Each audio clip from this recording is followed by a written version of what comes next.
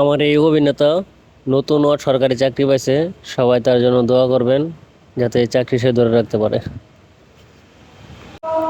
এই লোকটি কুকুরের সাথে কি অবিচার করছে দেখেন।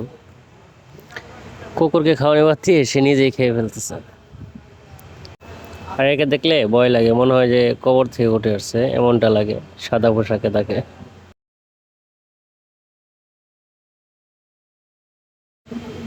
এটা হচ্ছে টাঙ্গাইলের বন। এখানে শুধু গাছপালা আর গাছপালা, সবুজ গাছপালা, যেদিকে তাকান সেদিকে গাছপালা দেখতে পারবেন। আসলে অনেক সুন্দর জায়গা।